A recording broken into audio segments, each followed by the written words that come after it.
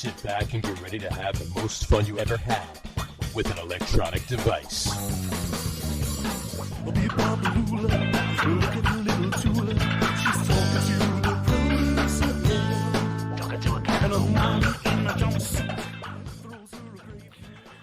right, everybody, welcome out to the Get On With It Sports Show. It is Wednesday, December the 21st, 2022. Jersey Johnny coming at you with me, as always, none other than Mr. RadioPete and Mr. Harry Lug Nutz. Say hello, gentlemen.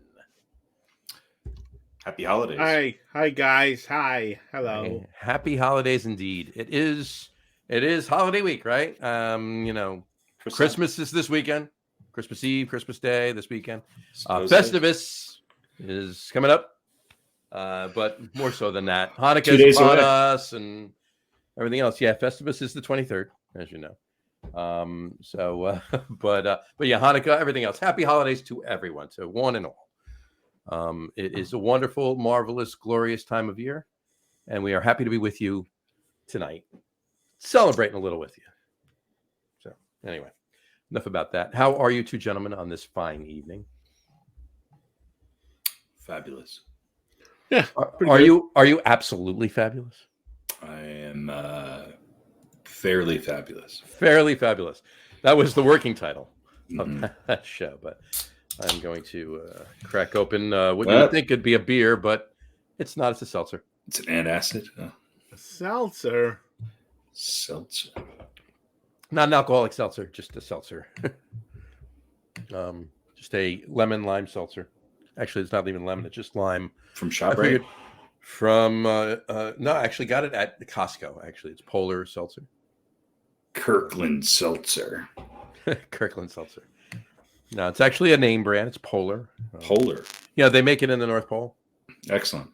I figured it would be apropos. Perfect for this time of year. Plus, I'm wearing a red jersey. This is a green can. It goes along well. Elfin Seltzer. Apropos for tonight.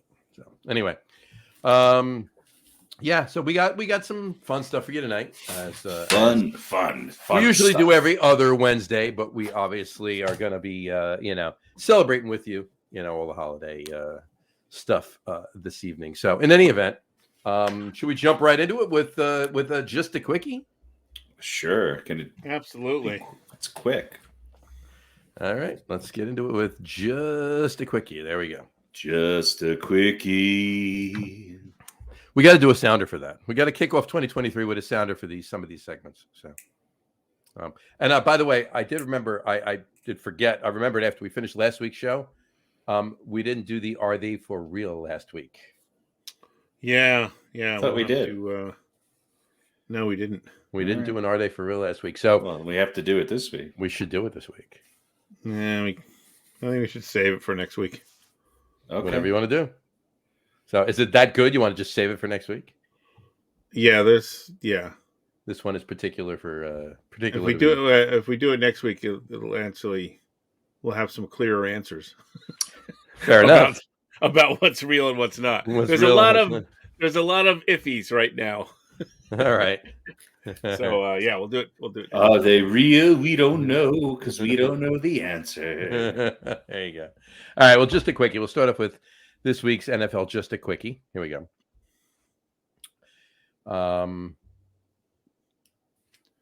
True or false? True. False. All right. Done. Talk about a quickie. Excellent. All right. What do you guys think? Excellent. I think it's good. All right. Pete, start us out. True or false? The Giants game versus the Eagles on January 8th will mean something to the Giants. In other words, for playoff seeding and stuff like that. True. True. He says true. I have faith in the Giants. There you go. Harry? Yeah, it'll mean something. All right. There you go. And I agree with you.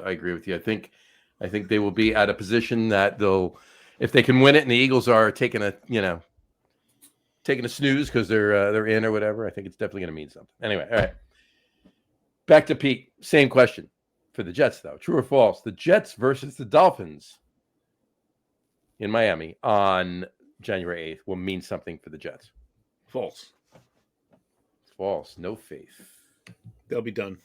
They'll be done. Harry, same. It'll mean something. It will. True. I think it will. I think it will mean something. So Harry and I are in agreement with it being true for the Jets and the Giants. Pete, however, no faith in his Jets. Non-Jets fans have faith. Foolish mortals. Silly are we? Anyway, all right. That was quick.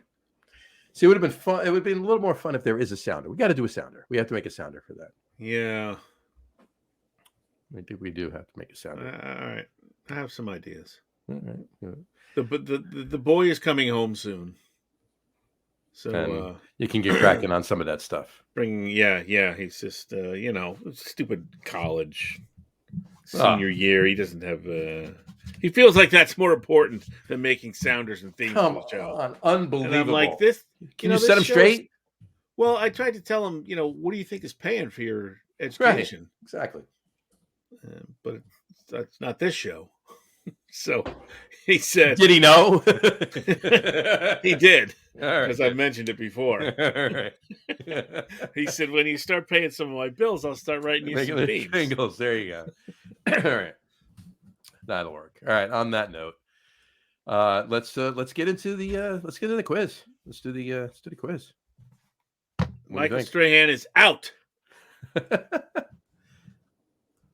Michael Strahan is out. All right, let me make sure he's out. Hold on one second. Strahan out. There we go. All right, cool. Here we go. Tonight's quiz is top New York Jets defensive players from 2000 to present. Top New York Jets defensive players from the year 2000 through present day. All right. Okay. Let me give you 6. 4 got to stay. 2 got to go. You know the drill. Write these down. Here we go. Darrelle Revis. Out. Darrelle Revis. David Harris.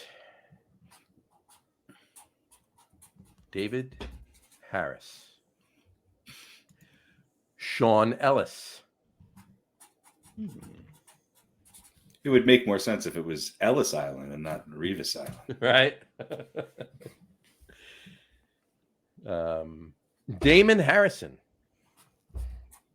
These are some barn burner top names. Oh, for the Jets they were. Antonio Cromartie. And John Abraham. So once again, Darrelle Revis, David Harris, Sean Ellis, Damon Harrison, Antonio Cromartie, and John Abraham. I was going to put Sauce on the list, but he's played 12 games, 13, 14 games, whatever, 13 games. So it wasn't fair. So anyway, all right, Pete, give it to me. Do it first. All right. Well, we have to keep Revis, of course. Of course. We have to keep Ellis. Mm-hmm. We have to keep Abraham. Mm-hmm.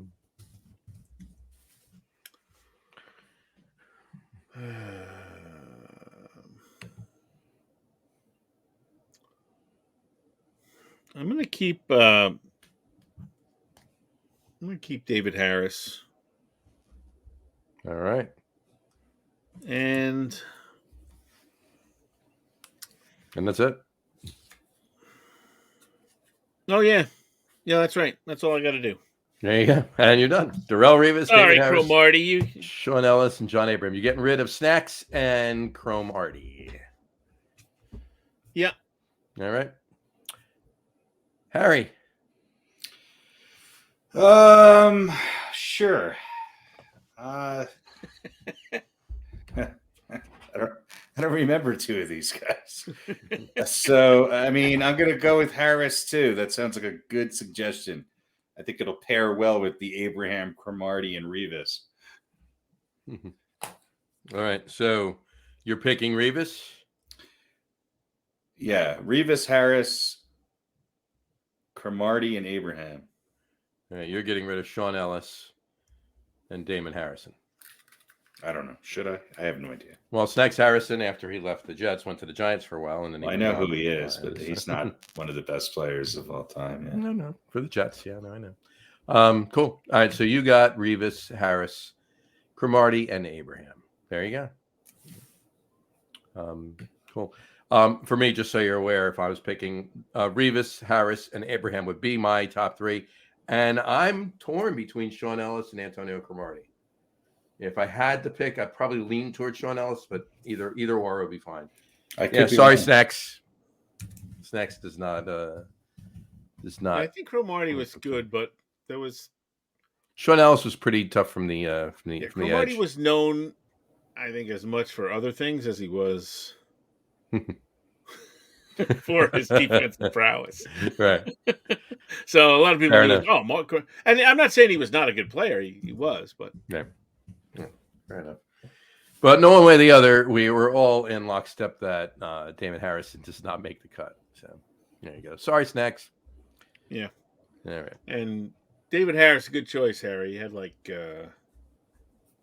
17,000 725 solo tackles in 10 years. Sorry, 710 tackles for the Jets. Yeah. Like 100 and something sacks too, didn't he? Let's see. Career 36.5 sacks. I mean, Abraham and Harris, I know Revis is very highly regarded, but Abraham and Harris might be the two best Jets defensive players of all time. Yeah. They were good. All right. There you go. That is tonight's quiz. Good job. We need a theme for that too. We got to put something up. So. Tonight's quiz. All right. All righty. Okay. Tonight. Quiz. Oh. The quiz. We're gonna get it wrong. There's no right quiz. All right. So let's take a minute here. You guys finish your Christmas shopping yet? Just about. Haven't started it. Just about. I bought my dad a present, and it's already there, so that's good. There you go. That's good. That's always good.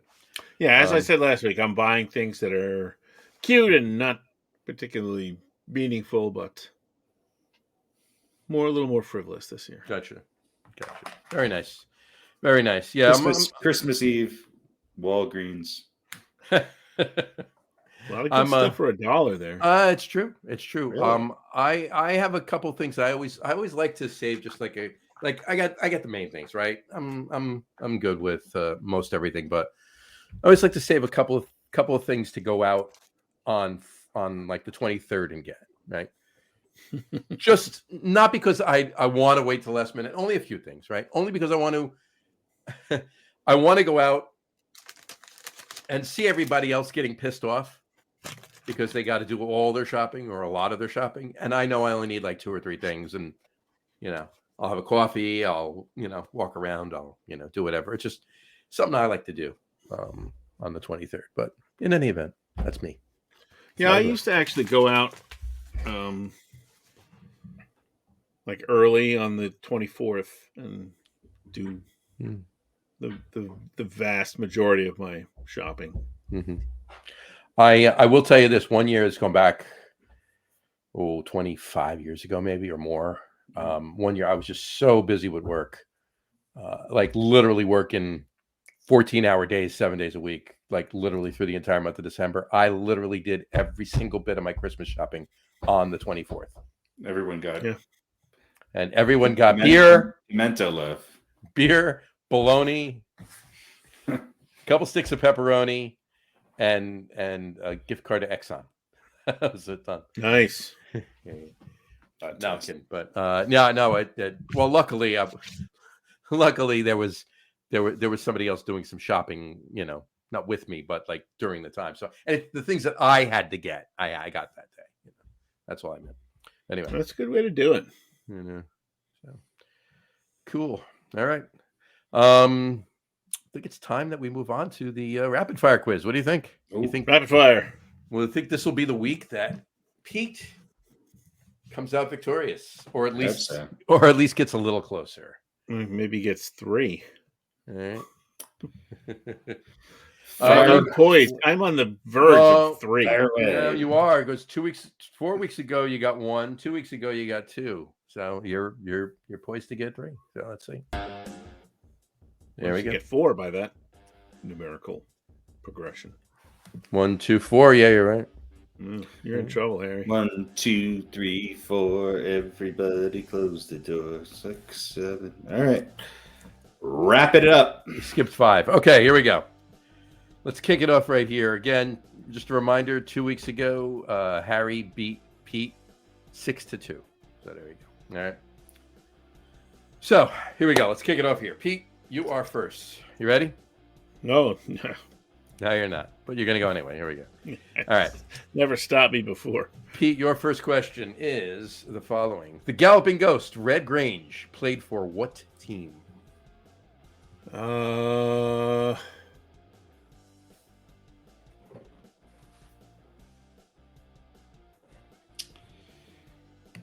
say Chicago. Chicago Bears. All right. Blackhawks. Had to make sure. You are correct, sir. He played for the Chicago Bears. Red Grange. Right. Galloping Ghost played for the Chicago Bears. All right. Harry, your first question. Here we go. Ready? Yes. In the 1950s, Oh, God. 2 different balls were used. 2 different balls. In what game? What are we talking about? Football. My It's the grandfather's NFL only rapid fans. fire quiz, right? On his grandfather's only fans. It'd be interesting if he had 3 different balls were used. Anyway, Well, there we go. Okay, in the 1950s, in the NFL, 2 different balls were used. One of them was the brown one with 2 white stripes. Okay. What was the other one colored? How was the other one colored? Was it? Is it like black and white? Well, it's like a white ball with either black or blue. Go black. White. It was white. The ball was white. The ball was white. Ruling on that, folks? Black Yes, stripes. It was dark stripes. Dark stripes. stripes. So it was like they were actually brown, but dark is acceptable. Okay. So white with brown. Yes, you are correct. White with Why don't brown. they bring that back? They did that because at the time there was They didn't have lights at night. there were no lights at night, so they needed something they could see while they were playing football. So there you go. Once they solved their illumination issues, they just used the brown ball, and that was it. So there you go. All right, back. It's harder to find white pigs too. This is true. It's difficult. It is. It is. Albino Almost pigs. Once in a wiped blue out moon, the- you find them, but yeah, the albino pig population. much more in the prevalent United back in the States. 50s. Yeah. So anyway, all right, Pete, back to you. Ready? Ready. Your second question. What former NFL place kicker invented the Nerf football? I know this.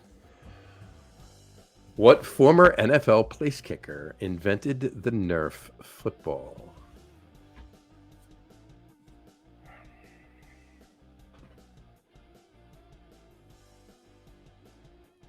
I'll say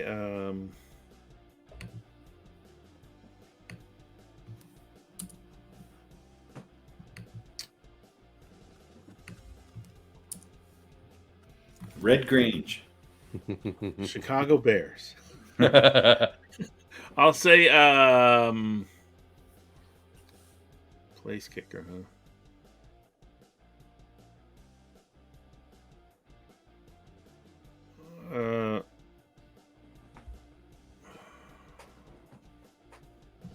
George Blanda. Good guess. That would be wrong. All right, Harry. Can't think of his. I want to say Fred Blitten. It's not Fred Blitnikoff. Wasn't a kicker. That's what. I think his first name was Fred. I can't think of his last name. Fred.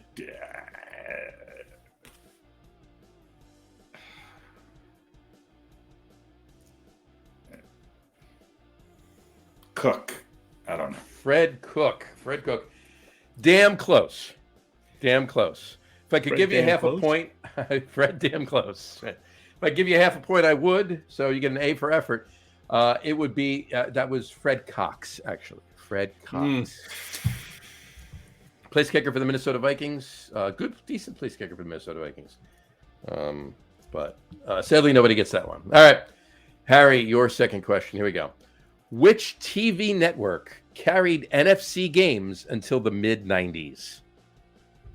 Which TV network carried all the NFC games until the mid-90s? All of the NFC, huh? Mm-hmm. Till the mid-90s. Yeah. Well,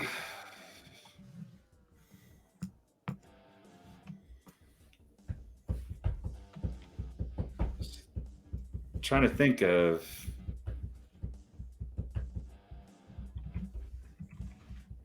CBS was the AFC, wasn't it?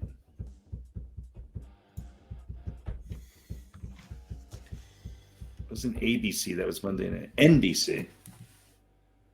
Going NBC? Yeah. NBC is wrong. Sorry about that. Pete for the steal.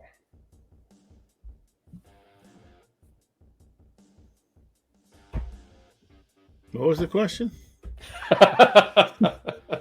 Which network carried? Which TV network carried all the NFC games until the mid-90s? And Harry said what? He said NBC. He said WNBC. Well, there's only one other answer. Well, there's three other answers. But one of them wasn't around, and the other one only did Monday Night Football. They were all around. They were all around in the mid-90s.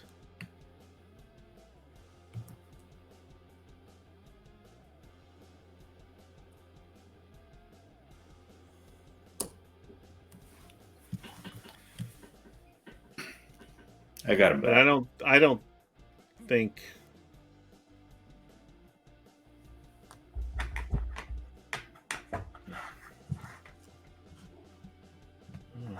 I really don't know when they started. If you listen to my wrong answer, I gave the right answer by mixing up my explanation. Well, don't give them anything. What are you going to say, Pete? I wasn't listening. Cool. That's why I had to ask what your answer Roll was. the tape back. Really? I'll say CBS. CBS would be correct. CBS would be correct. Because I don't think Fox had the... Fox is who took it over. Fox in the mid-90s, I don't... when they first started televising NFL games, CBS carried all of the NFC games. NBC carried all of the AFC games. See, I got him backwards. And ABC did Monday Night Football.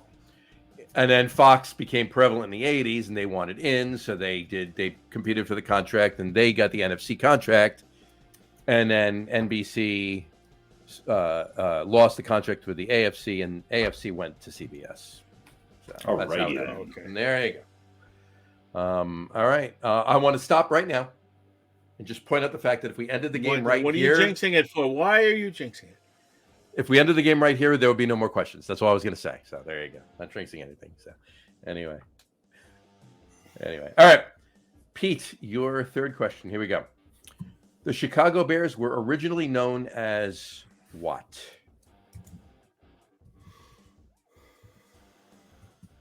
The Chicago Bears were originally known as what?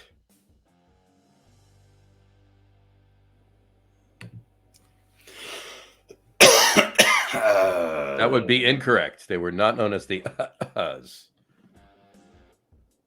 The Chicago Bears were originally known as...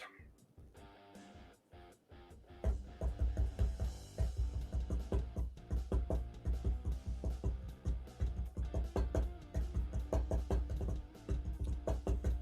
have no idea. I'll say the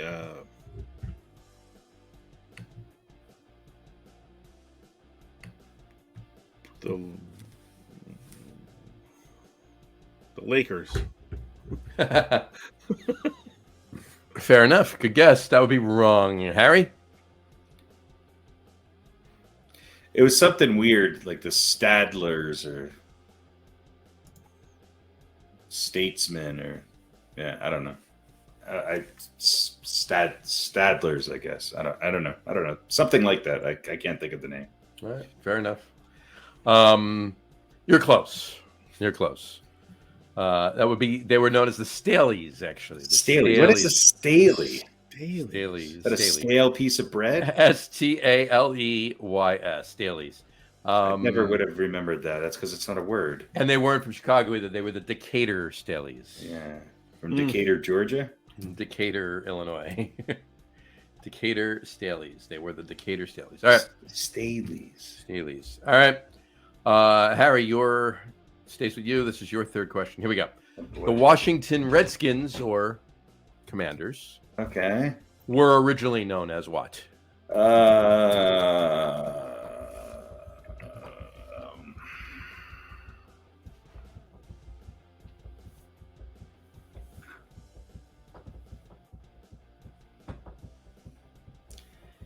I don't remember.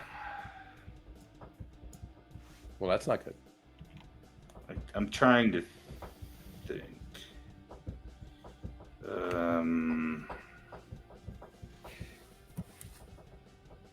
It's a baseball team name. I don't know. Were they the Braves or the Indians? Which one you going with? I don't think they would have went for. I think it was Braves. Braves from. I need. You need the city that they came from. Yeah, it's the whole name.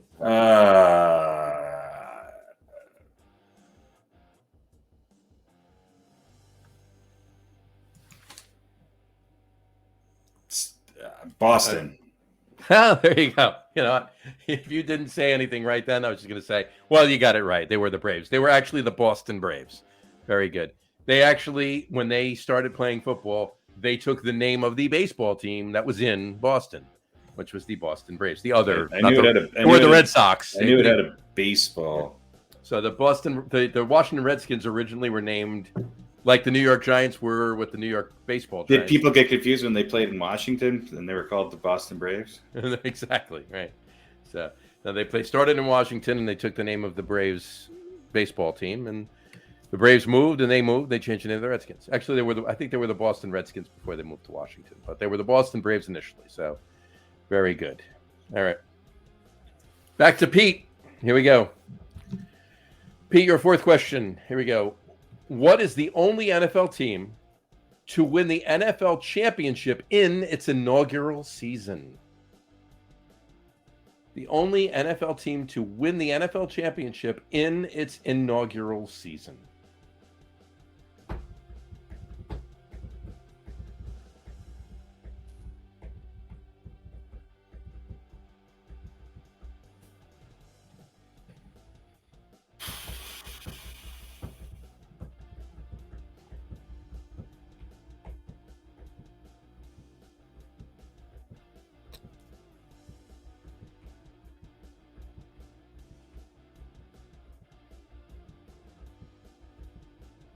I'll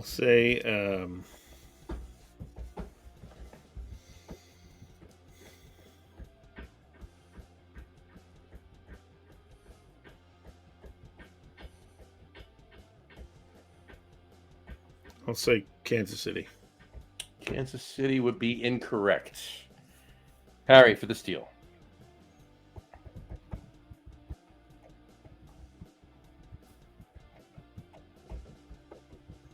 Packers. Packers would be incorrect as well. There you go. So nobody gets that one. That would be the Cleveland Browns. No. Cleveland Browns. All right. Harry. No. Mm-hmm. Stop right there. Your question. Question number 4. Here we go. In what year did the Cleveland Browns play their first NFL game? First NFL game. Mm-hmm. 53. 53 would be incorrect. Radio Pete for the steal.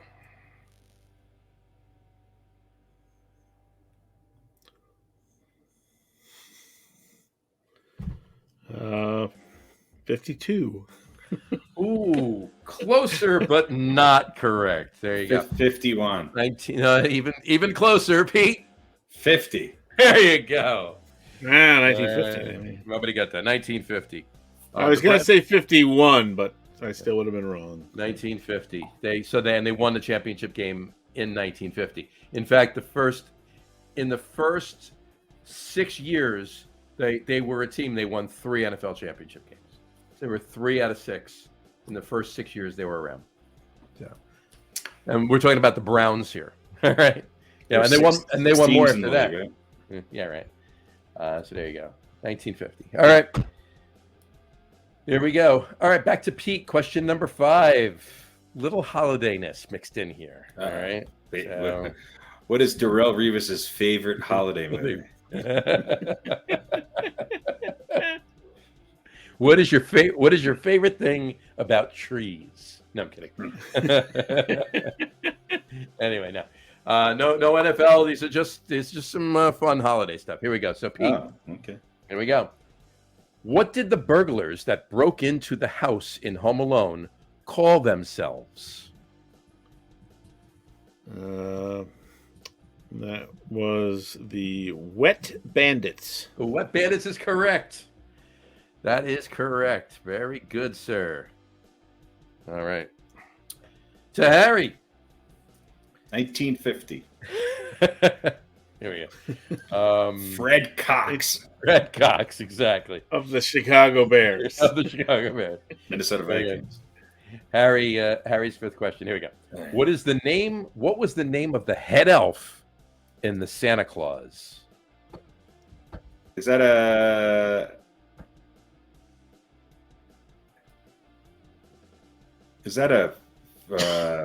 cartoon? No.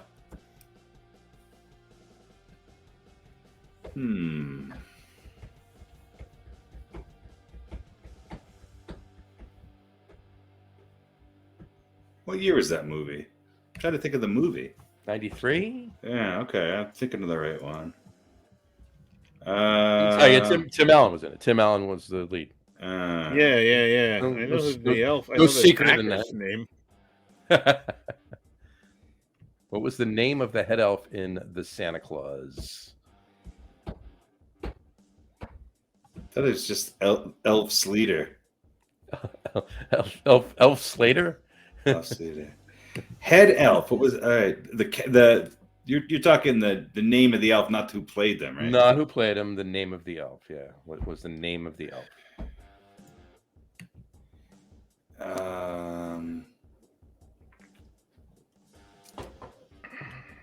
Bernard. Very good. Very good. Bernard. I was wondering if you weren't going to get that. I remembered it now. I'm trying to place the movie. And that's the only reason why I remembered it. Yeah. There you go. Somebody thought his name was Harry, but the head elf, I mean. It was. There you go. All right. Played by? The head elf. I don't know. David Krumholtz. David Krumholtz. David Krumholtz lives in New Jersey. Loves craft beer. Nice guy. Yeah, he's great. Is he a little person? No, not at all. I know. I remember. All right. Here we go. Pete, back to you. Your sixth and final question. Here we go. Finish this line from A Christmas Story. Oh, God. Ah, fragile.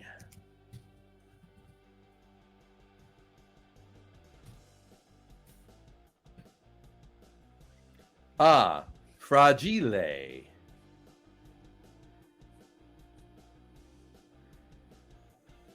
Once again, finish this line from A Christmas Story.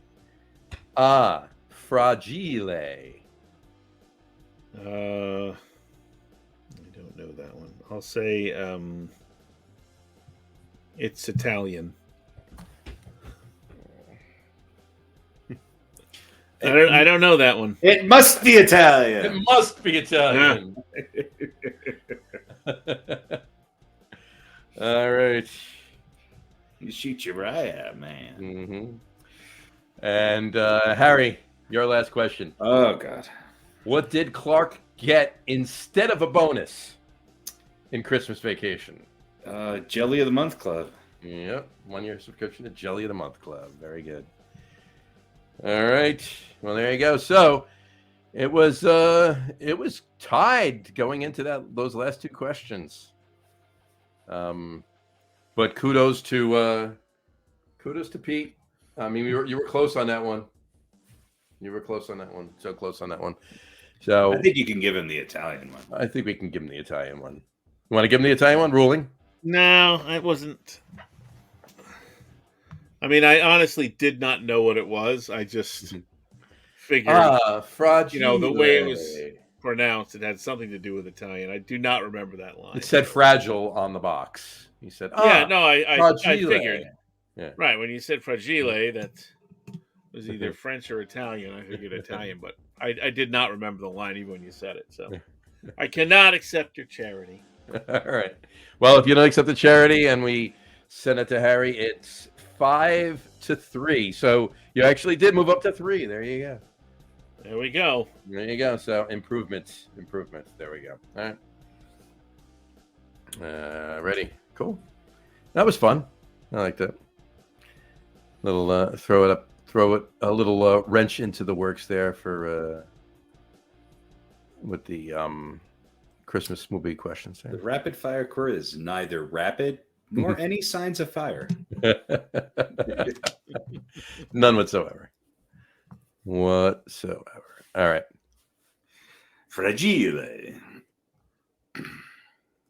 Fragile. Must be Italian. Actually went to that house in Cleveland. You've mentioned this. That they filmed it in. That was actually fun. Now, what came first? The Cleveland Browns inaugural season or the construction of that house in the Christmas Story? The construction of that house. You think it's older than 1950? Huh? Definitely older than 1950. I was in the house. It was if it's not older than 1950, it was the worst built house. It wasn't definitely not a mid-century modern.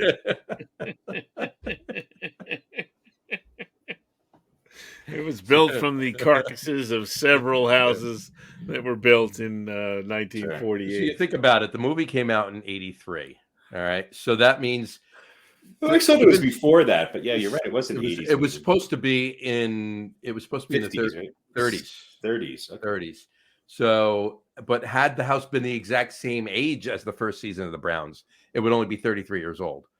So, think about the way that house looked in the movie. Obviously, it was. Yeah, it was probably built in the 20s or 10s. Probably, yeah, teens or 20s. Yeah. I was just making.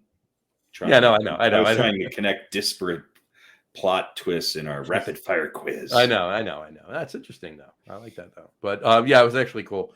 The house is literally looks exactly the way it did in the movie. So I'm sad, but anyway, so there you go. All right, cool.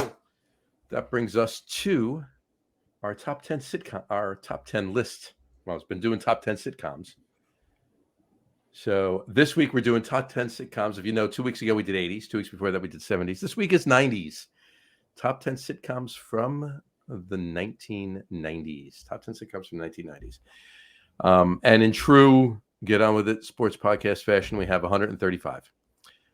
No, actually we have 17, but I'm going to read off the ones above 10 really quick. We won't even discuss any of them. So tied for 13, Fresh Prince of Bel-Air and Wings.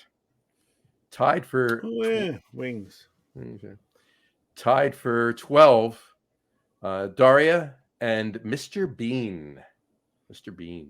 2 great shows. Yeah. Imagine if Daria and Mr. Bean got together. That'd be Daria Atkinson. That'd be interesting. Anyway, well, and then 11 is King of the Hill. King of the Hill, which was like later 90s, right? I always think of that. It was 2000s. Later 90s, but it didn't go so far into the 2000s. So we left it. I left it in for. There were a couple that I was thinking about too. I wanted to keep them for the 2000s. That I don't want to keep for the 2000s. Yes. All right. So we're going to kick it off now. Number 10 is not a tie. Imagine that. So number 10 is by itself. It's Murphy Brown. Murphy Brown. Good show. I always watch this show. Harry. Never really watched it. I liked it, but I didn't watch it very much. A lot of these I didn't watch when they originally came out because in the early 90s, I don't think I had a television, and I don't think I was ever in a house during television hours. So fair enough. But yeah. Okay. Murphy Brown, Candice Bergen, right?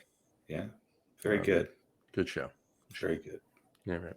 All right, tied for number 9. We'll do the first one first. Is Absolutely Fabulous. Again, watched it in syndication when it came out. Maybe if I had to pick one of these, if somebody said, "Hey, you could only watch one of these again," this would be in my top 2, without a doubt. Fair enough. Yeah, good show. So hilarious and so British. And so debaucherous and kind of groundbreaking because they weren't necessarily, there's 2 women, great writers, comedians, it was their show really. And they weren't necessarily, 20-year-olds. So it was, the sort of parental figure on the show was her daughter. So right. I don't know. It's so beyond. There's nothing else that really compares to it, And I think it was incredibly groundbreaking. Agreed. All right. Also tied for number 9 is Sports Night. Yeah, the Murphy Brown of sports shows. Murphy Brown of sports shows. Yes, and featuring another show that was featuring an actor that was in a show from 2 weeks ago. Ted Knight? No. The lead character of Benson. Oh, Robert Guillaume was in Sports Night. Yeah. Ted Danson. Right. There you go. Good show though. Sports Night. I like Sports Night. Obviously, I've never seen it. Yeah. That was an Aaron Sorkin joint. It was Aaron Sorkin. Yeah. That's worth going back and watching. It's great. It's a great cast. Was it good writing? It was a good show. Was it who else was in it as kind of a breakout person in that? Felicity Huffman was in it. Craig Kinnear in there or something like that. Felicity Huffman was in it. Yeah, Felicity Huffman. There you go. Yeah. All the actors I can never remember their names. Robert The guy was in 6 Feet Under. Oh yeah. Yeah, there's no. I don't know the actors' names. Knocks Overstreet from. It was like late 90s. Oh, Peter Krause. That's who I'm thinking of. Peter Krause. That guy with the big nose. It was in Dead Poets Society. It wasn't really an all-star cast. No. The most known person that I cast at the time was Robert Guillaume. Right. So good show. Good if you can see an episode or 2 of it. It's good. It's a good watch. Josh Charles was the main character. There you go. Yes. So there you go. Sports Night. There we go. All right. Moving on to number 8 is Friends. Friends. Groundbreaking show for as far as pop culture in the 90s. Pat did not like it. Harry did not like it. Did you guys both have this on your list? I think I had it on my list too. Great. The pop culture that came out of the show was ridiculous. I mean, how many people walked around with Rachel's haircut in the 90s? It came the defining haircut for women of the 90s. A lot of people had Pete Rose's haircut in the 70s. Not necessarily a good thing. Yeah, but he did not have a show where he got paid $1 million an episode. People had, Farrah Fawcett's hair was more ubiquitous. So there you go. But Friends was probably, I think, one of the best examples of the death of a sitcom, where they start to do dramatic things, and there was a whole contract dispute because the show was making a ton of money and the actors were not, and they wanted more money and they wanted to direct shows and do drama. They did one thing. There's not a lot of drama. I mean, there was a couple in the later years. There were storylines that just didn't need to be. Was it ever funny? It was funny. It was funny. It was must see. I just hate it. I'm sorry. Well, it's number 8 on the list. There we go. All right, moving on to number 7 would be Married with Children. Married with Children. Didn't. Love and Marriage would never get on the air today. Well, no. If it was a cartoon, maybe. But yeah, they seem to have a little more leeway when they're drawing the actual. It was kind of a cartoon, right? Oh, yeah, pretty much, without a doubt. I mean, those characters were all so over the top, you know. Yeah, and what made it work was that the cast was really talented. Yeah, I mean, look at you know. Yeah, I mean, it was a pretty talented group of actors across the board. I like when shows and there was plenty of amazing episodes, like when Al installed the Ferguson, the toilet. Yeah, I mean, it was also rooted in every other classic sitcom. I mean, from the Honeymooners right down to All in the Family it had the same couch location, the same staircase behind it. He had a job a blue collar job that he couldn't stand, the nagging wife, and right. He was a sad sack whose best days were high school, right? Exactly. That was when he peaked, and it was all downhill after that. But the flip was that the dialogue, the sarcasm of the dialogue was beyond anything previous. Oh, hell yeah. The sarcasm was amazing. Two things though. One I was talking about the episodes or whatever, but I'm a big fan of Easter eggs in TV shows. Like, okay. That's pretty niche. That's specifically Easter eggs. Idiot. Like a throwback to like another TV show or another something that character did in a movie. You're not talking literally Easter eggs. I didn't say not literally Easter eggs. Like they're called Easter eggs. Like things like if you're in the know, you know, and you laugh. If you're not, I got you. Right. And when Ted McGinley, who was Jefferson, Marcy's husband, Marcy's second husband, right? Yeah. And one episode, I forget what the whole premise of it was. I really forget what exactly they were doing, but he was trying to get Al's attention, and he said, Captain Fonzie, because he was in Love Boat and he was in Happy Days, Ted McGinley. So, like, it was funny. You had to be there. You had to watch that episode. So, but anyway, but the other thing that's funny is really quick, just as things go, there's a meme out there right now that shows the house. All right. Nice split level house. Right.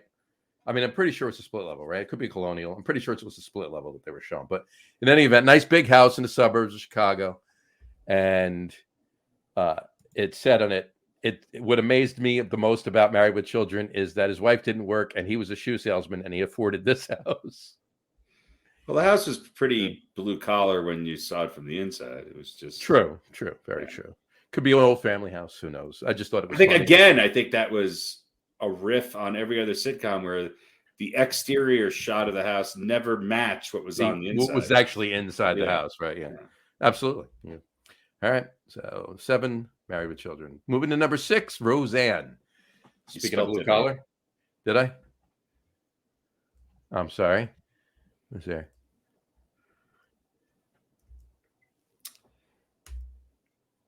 Yeah, this show, groundbreaking. I think it's some of the best writing and some of the most realistic writing and acting within the context of a sitcom. And I don't know, it was definitely one of the more distinct sitcoms I think of all time.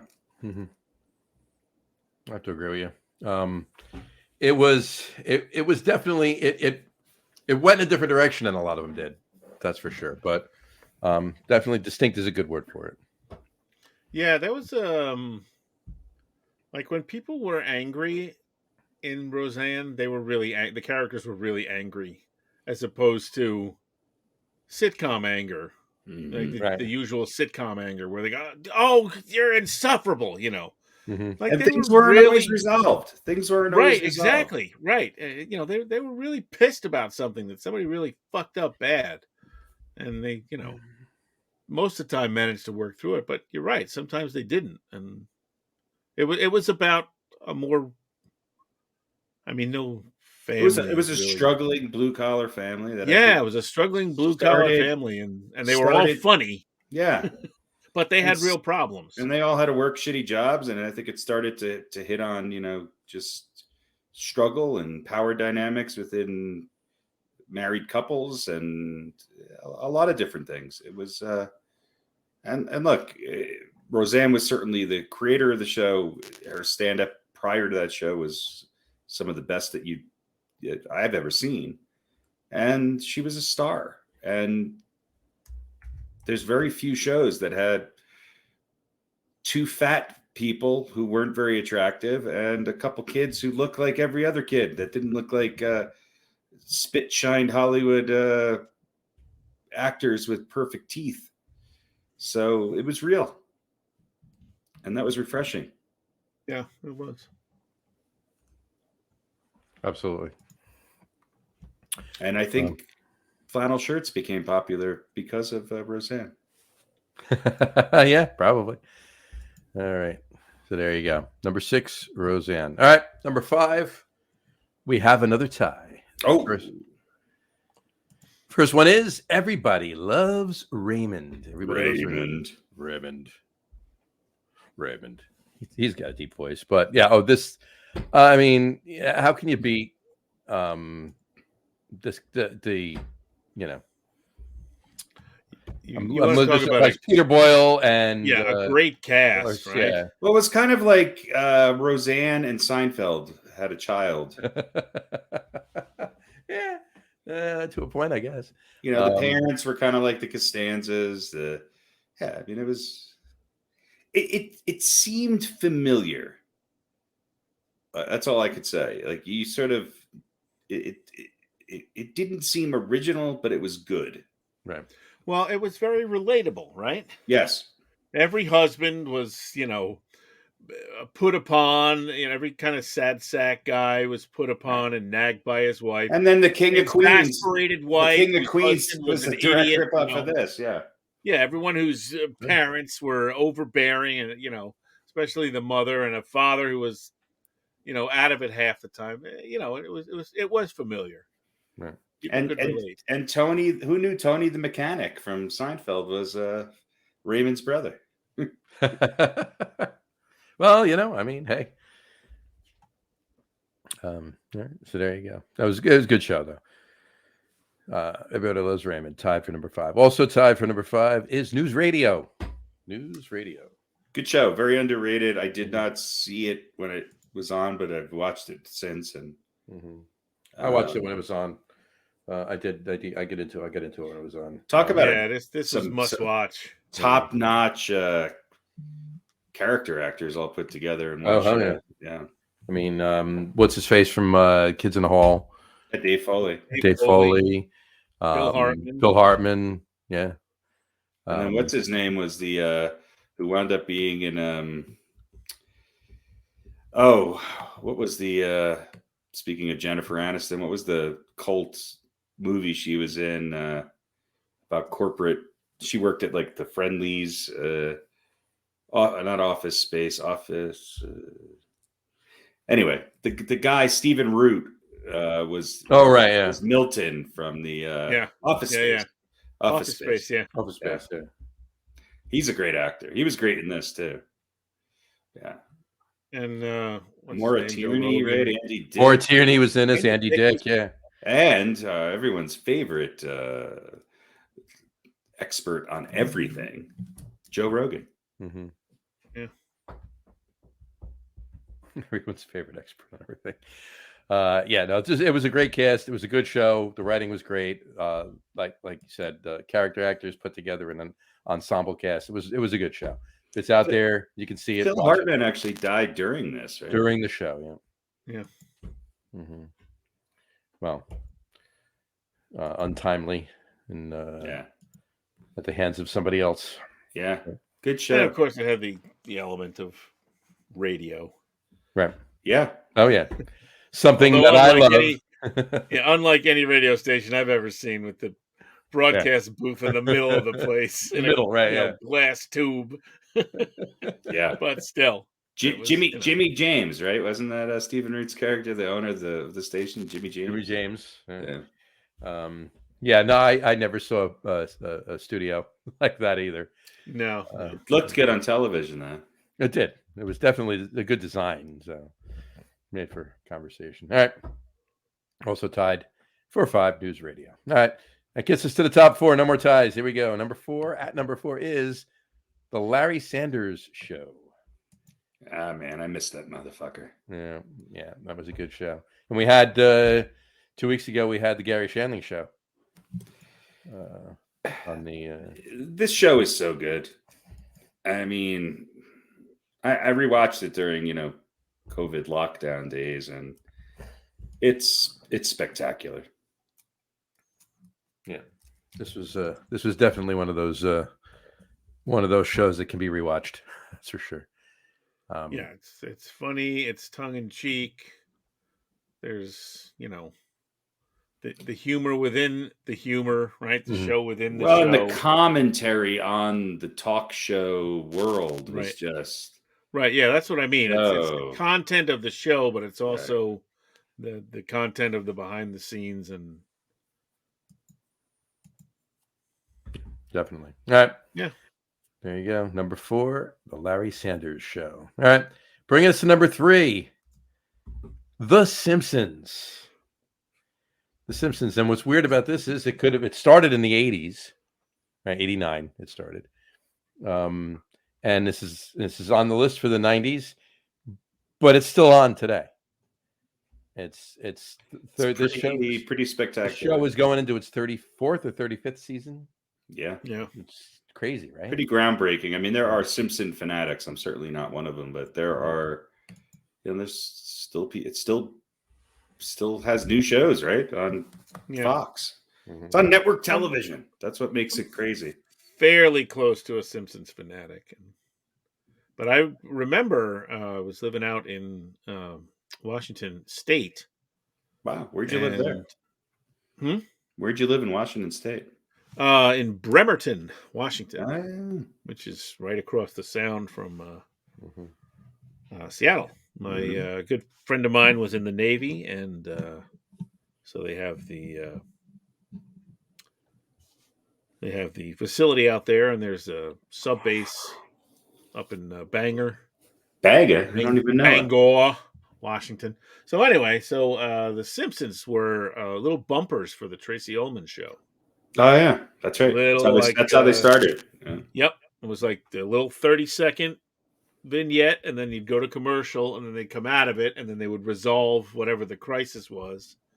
And that was when I was first exposed to The Simpsons, and they were brilliant and funny, and became a TV show. Yeah, pretty spectacular. It was good. Yeah. So, and 90s was really when they were. I know there's a lot of people who go, they're just not funny anymore. Maybe, but the 90s was really, it. 90s was. It was the heyday. Yeah, definitely. Absolutely. Definitely. Like there's a well, we'll leave it at that. Talk about it in 2 weeks. Anyway, yeah, but Simpsons agreed. I'm liking where it's at. It was definitely groundbreaking. Yeah, I mean, hysterical back then. Yeah. Keeping any show fresh. Yeah, I mean, there's a lot of episodes. You think about it. There's a lot of episodes. I think they've done a pretty good job. The only show that's coming close to being as good and maybe even better after 25 years is South Park. Mm-hmm.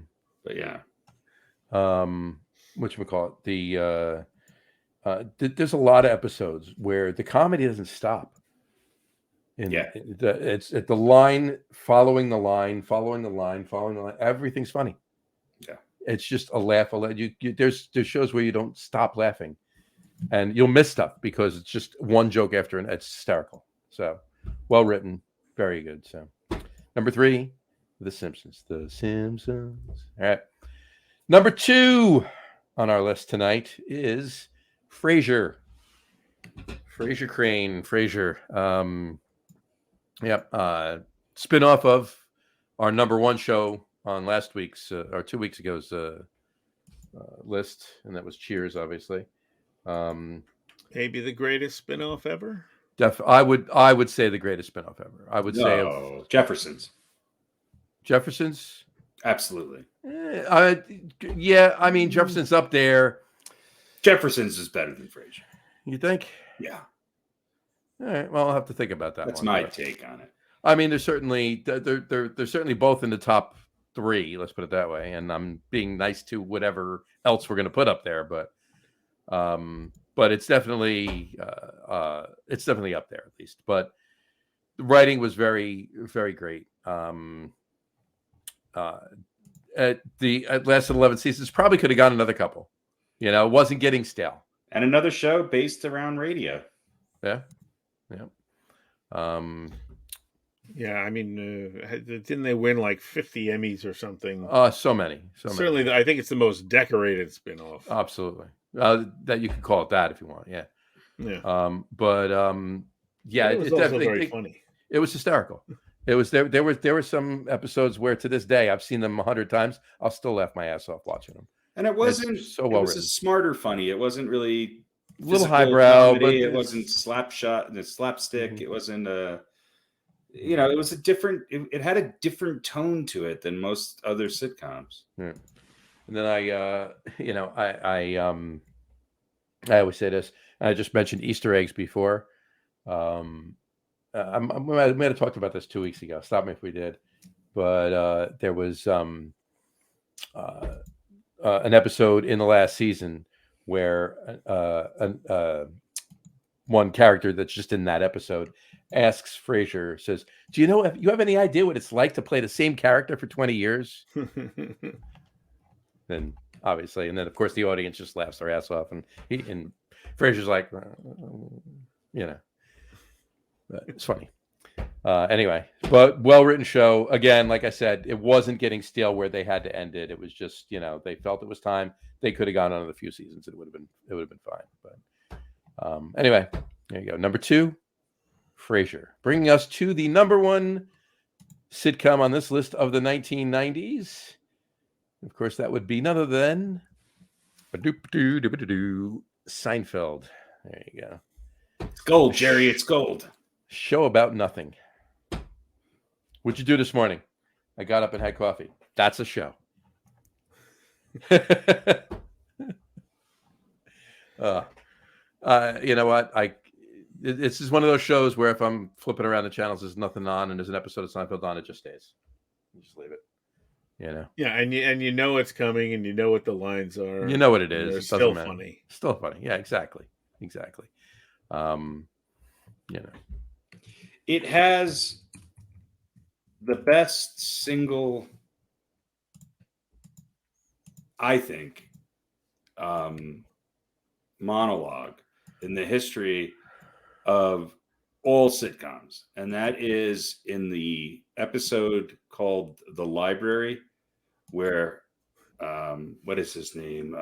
Philip Baker Hall plays Mr. Bookman, the library cop, and goes off on Jerry. And you could see it on Seinfeld's face. He's just like, I just need to try not to laugh and not get in the way of this, because it is, whenever it comes on, I rewind it and watch it 3 or 4 times, because I really do think it is the single best moment in the history of all sitcoms, is his monologue, essentially a monologue. Jerry has 1 or 2 very small lines in there during that show. It is, if you've never seen it, go watch it, because it is comedy gold, done by an incredibly talented, classically trained character actor who, who does me. Yeah, I can't explain it in words. You just have to see it, because if you see it, you realize that this is just, it's gold. It's gold, Jerry. It's gold. It's gold. That scene is hysterical. That is definitely one of my favorite scenes from any episode. That and something we'll probably talk about in a couple of minutes. But yeah, it's that's hysterical, that scene. Just thinking about it now, it's hysterical. I got to watch it. I got to go watch it now. I got to go when we're done. I got to go watch it. Maybe that turns you on, Joy Boy. You and your good time pals. Oh, I gotta love it. If you've never watched Seinfeld, don't start with that episode, because but if you've seen Seinfeld, you never watched that one, yeah, go watch it. It's hysterical. There you go. But yeah, there you go. And then, I mean, just the characters. I mean, Jerry, obviously,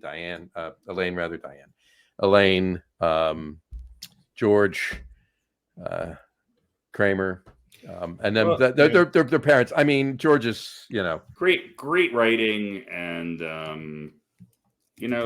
there was a deep pool of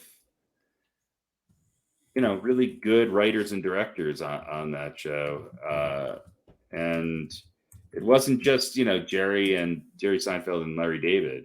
It's Larry Charles, who I think wrote many of those episodes. Mm-hmm. Some of the most, they brought the best people they knew, from stand-up comedy and writers, and they knocked it out of the park. Oh yeah, Larry David. I mean, we'll probably talk about Larry David in the next version of this, because we'll be doing the 2000s, and personally, I think Larry David was the most important part of Seinfeld. And if you've seen Curb Your Enthusiasm, to me, I think Curb Your Enthusiasm is Seinfeld on steroids to some degree. Right. But you know what? Seinfeld had, it could get away with the cartoonish, ridiculous situation, right? It truly was the situation because of the characters it created. Right? Like it couldn't be it. Like, you never watched Seinfeld and went, "Oh, that could never happen," right? Yeah. Because it could, in that world, with those people and those personalities and neuroses. Anything was possible, and anything happened, and it never got so ridiculous, right? Because definition, the circumstances were never. They were always rooted in basic daily things that happened to all of us. Right. Just that taken Jerry Seinfeld and Larry David's ability to look at something so simple that we take for granted every day and dissect the shit out of it and turn it into an entire premise for an episode. Right. What could go wrong with this? Right. And then you add in good writing and good jokes, and it was it was like the perfect combination. And there was always something that came back from the beginning at the end in the best episodes that just always tied it together. Yep. Yeah. And if you've seen Curb Your Enthusiasm, again, it does it in an even more brilliant way. Gotcha. And then a lot of, like a lot of shows at the time, and a lot of shows pretty much at any time, but a lot of guest appearances by non-famous actors and actresses at the time. A lot of them went on to become bigger things. Yeah, exactly. But in any event, it's just an amazing show. Watch it.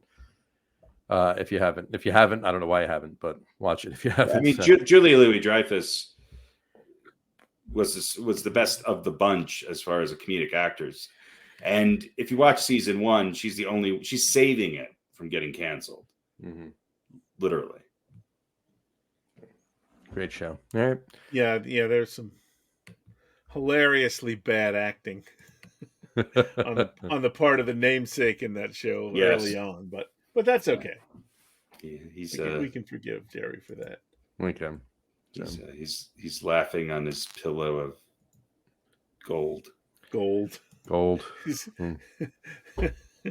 And I'll be a case of woven gold stuffed with gold coins. Gold, Jerry. Yeah, and I mean what he's done lately. I mean, his Comedians in Cars Getting Coffee is hysterical. I love. Yeah, that's I watch it so much. And the one you, Harry, you sent me the clip of a couple weeks ago with the one where he's with Eddie Murphy. Mm-hmm. In talking about where they got their one of the Jade Fountain. Jade Fountain. You made a big show for exposure. Yeah. Although I have to say, I found that to be overall one of the least funny episodes. I agree with you. Really great laugh, a couple of really great laughs, but overall, not as. I agree 100% with you. The lesser names are always funnier on those shows because, they're tighter with Jerry. They have a better rapport. Yeah. There was a lot of, I want this to be funnier. I'm going to stay. It was the longest one of his episodes too. It was so long. Yeah, Super Dave his 2 episodes were great. Mm-hmm. Yeah, because he's Super Dave. Because he's funny. Right. Yeah, he's funny. And you know who else is? And they're very, very good friends. Is Matthew Broderick. Yeah, Broderick. His wife is good on it too. Yeah, it's just great. I forget one of the early episodes. I can't remember his name. He's a comedian and a comedy writer who's been on with him a few times, and I'm drawing a blank on his name. But he was hilarious. They go to Big Lots together, and it's just. And the Howard Stern episode was good. And the other person who's really hilarious with him is Alec Baldwin. Alec Baldwin, yeah. I was just gonna say. Yeah, that was a good one. And I love the one that he did when he went and he ate food on TV trays watching movies with Carl Reiner and Mel Brooks. Great. That was great. Ricky Gervais is always good with him too because he's petrified of driving with him. Yeah, it was good. That's right. So anyway, all right.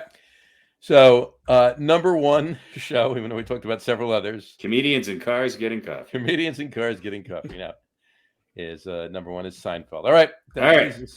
That brings us to this week's Old Balls.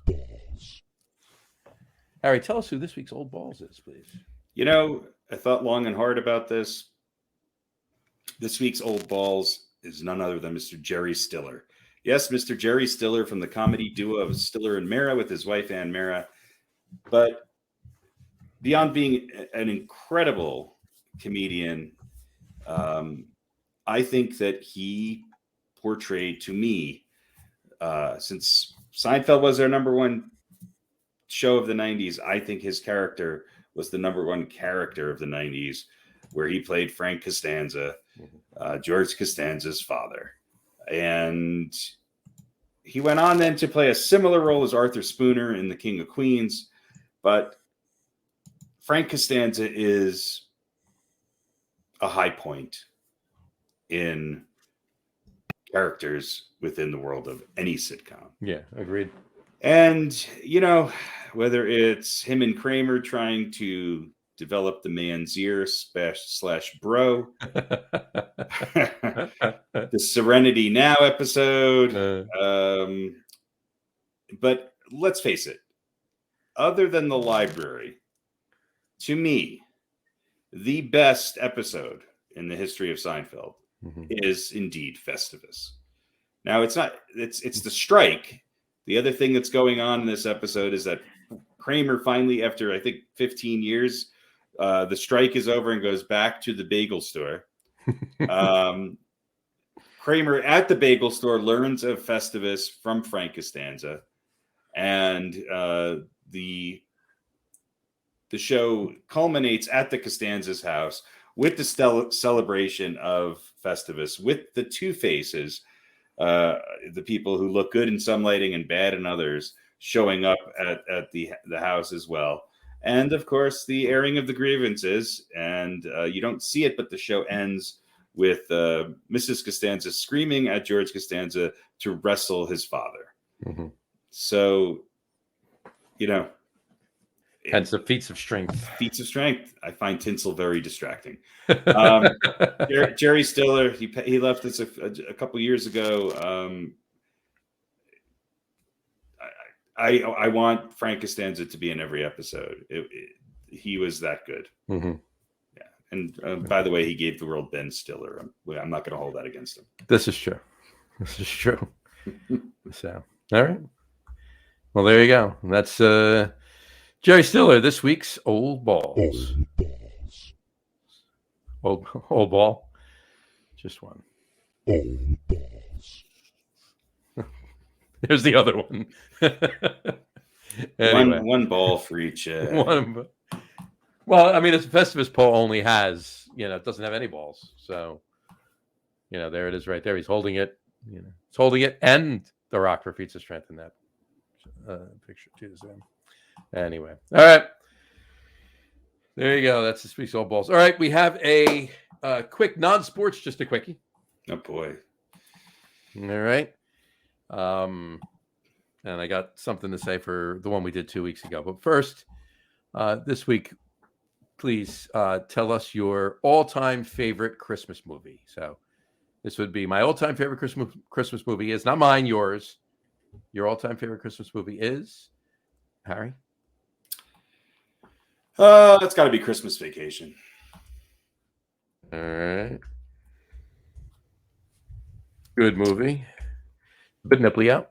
Bad Santa's up there too. Gotcha. Radio Pete, what is your all-time favorite Christmas movie?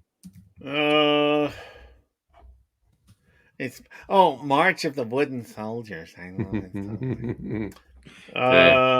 MAR. No. Hey.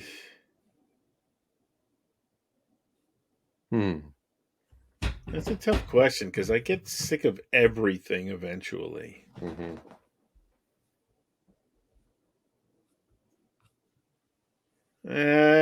Probably.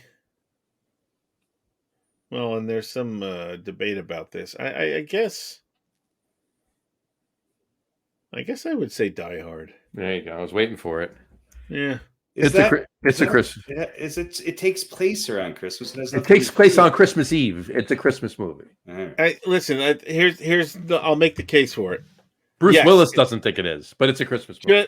Just having a movie be at Christmas doesn't make it a Christmas movie. But there's a Christmas party going on at the office. That's why they're all there, and he's traveling home for Christmas. Mm-hmm. So it's more than just the time of year in the movie. It's integral to the plot of the movie. Gotcha.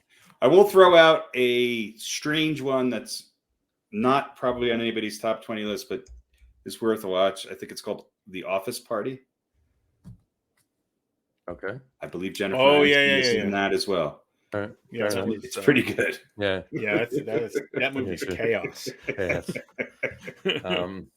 I do like I will say, and this kind of fits into your thing before it happens around Christmas, but there's a lot of Christmas in it. So as far as I'm concerned, it's still a Christmas movie, and that's Trading Places, actually. There you go. Yeah, I do like Trading Places, but my all-time favorite Christmas movie, it just is. It's A Christmas Story. Yeah, it's. I got. If you're flipping through, you're just watching it. I gotta see. You're just watching. Fragile several times. You can have your Yukon Cornelius. Your Bruce Willis. I'm taking Yukon Cornelius. Cornelius, right there you go. Right. But Trading Places is up there. For me, those four are my top four. If I rounded it out with one other one, it would. I don't know. I mean, if I rounded out top five, it would be Christmas Story, Christmas Vacation, Die Hard, Trading Places. I don't know. It'd be hard to round out. Honestly, I don't know. Couldn't tell you. Maybe one of the cartoons, one of the claymation things. Maybe like Rudolph or one of those, kind of, romantically reminiscing of childhood kind of thing. But anyway, there you go. All right, there's our top 12 Christmas. Those are our top 12 Christmas movies for one each. All right. Last week, 2 weeks ago, I asked you what your favorite Christmas carol was, and Harry's was "Grandma Got Run Over by a Reindeer." Pete's was "The Little Drummer Boy." Mine was "Dominic the Donkey." So I'm working on a song. It's not going to be ready now, but I'm going to work on it, and it's titled "The Little Drummer Boy's Grandma Got Run Over by Dominic the Donkey." I was gonna say Dominic the Donkey ran over somebody's grandma. Or something. I don't know Dominic the Donkey, but does Dominic the Donkey have like gold chains and a wife beater on? Well, I got to write the song first, then we'll work on the movie. In the updated version, I think he does. Dominic the Donkey was tired of all this bullshit. There we go. All right. Okay, is that an over/under slip I see hanging there in the corner? That is the over/under. All right, let's hear it. Let's hear it. Let's do it. So, it is Christmas time, so we're going to do a Christmas themed over/under. Beautiful. I'm going to show you a little bit here of the old present tag. Oh, present tags. Yes. Right, it's a little sticker thing. It has 2, and you write with 2 and blah blah blah. Mm-hmm. So I got a sheet of them here. Okay. Mm-hmm. One sheet. One sheet. One sheet cost. Hold it up again. Well, I think there was more than one in the package originally, because it says $149. It was 34 each, 34 cents each. So I guess there was 4 in a package, but there's only one in there now. Mm-hmm. And it's I don't know. You want me to give you the measurements? Mm-hmm. No, I could tell. I got a tape measure. That's fine. No, it'll take more time this way. So the actual sheet is 9 inches. 8.5 by 6. 6. There you go. So the over/under is how many stickers are on here. Now, some of them are, Sure. Horizontal, and some of them are not quite square, but slightly rectangular. It's a variety pack, if you will. A variety pack. Right. What's the magic number? So the over/under is 18.5. Nice. I'm going to go over. Harry's going to go Harry over. always got to go first, by the way. All right, John, you get to go first. I don't think it matters who goes first because we care. can each have the same answer. This is true. We could, but we usually don't. John insists on needing to win, and therefore you're in the same situation. Well, I'm going to tell you what. I'm going to tell you what I did. You said 8.5 by 6. 8.5 by 6. Tags. Went up and down. I'm like, okay, there's 6 across, big boom, boom. So it would be right around that. So you know what? I'm going to go under. Did you carry the one? I did carry the one. Just for the hell of it, I'll go under. All right. So I will now show you the sheet. And you can see there are actually 10 of the vertical and 10 of the slightly rectangular for a grand total 20 altogether. That was my guess. 20. That was my exact guess. There you go. There you go. So I think that's the first time I got an over/under right in a long time. There you go. Good one, Pete. I like that. I like that. How many of those are you going to use, though, before the Christmas is over? I don't know. I got a bunch of little... Oh, look at this. This is my little... See this? Ooh. So this is like a little egg yolk thing. This is one of those little things You got yourself a present before Christmas. Well, no, I got a bunch of them. I have 10 of these. Of course. But I wanted to make... They fill up quickly. They do. Here's what I got to show you. This is actually a stress ball. Oh, yeah. All right. So there's stuff inside here. I'm sure. I got to show you this. There is now. No. So I wanted to make sure. So it's an egg yolk. So when you squeeze it, oh God, this you can't really see. Here, just pick it up, and we can see it. the yolk comes out. Comes out, right? I got you. There you go. There's a good shot of it. There you go. Did you put it You back have this in? pile of, and then Do you have to put it back in through its to ass? get it back in, you squeeze it. And it sucks it back up? It sucks it back up? It kind of sucks it back up. You have to squeeze it a couple times. Wow. And then you can force it back in. Pretty much. That's disgusting. Get it to go in there. And then you squeeze it again. No. This is not OnlyFans. You got to squeeze it again. And then you squeeze it. I can't tip it because it's going to fall off. Let me see. It sucks it up. It's pretty cool. It's pretty funny, actually. So I got like 10 of them. I'm going to give them out to a bunch of people. So you're going to have to check some of them out. Just don't get them confused with your breakfast morning eggs. Well, it's a nice bright yellow. You could easily confuse it with egg yolk. It does actually look quite a bit like egg yolk. There you go. Well, guys, have a good holiday. Merry Christmas. Happy New Year. Okay. Well, there you go. I actually got to see one of those. That'd be interesting. So, silence. Can you hear me? Oh, yeah. Oh. How many you bought? I got 10. You bought 10 of them. You want one? John wants one. I just want to see one. I don't want one. I'll send you one. You send me one. I got some stuff for you guys too. You're not going to get it before the weekend, but you'll get it. You might get it before. You're not going to get it before the weekend. It's not going to happen. You might get it before next week's show. If not, you'll get it before the week after. So, but either way, but you'll enjoy some stuff. I know. I know something else that Harry's looking for. What I'm looking for? Yeah. I'm looking to get the hell out of here. There you go. But anyway, all right. So this was a wonderful Christmas show, if you will, the Christmas episode of the fun show. Why not? Nice color on the keyboard there, Pete. That's like a new board game. A new board game. The colors of the keyboard behind it. I just hear it coming out. You need a little miniature frying pan. That'd be great. All right. Down the rabbit hole this show went. All right. I'll do this while you read the credit. Folks, let me just let you in on something. The next show is just going to be the Sauce Gardner song being played to this Pete doing this. For about an hour, and that's it. That's the whole show. So. Anyway, all right. And it'll be fantastic.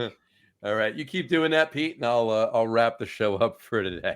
We want to thank everybody for watching, and for those of you just listening to the audio podcast, thanks for listening.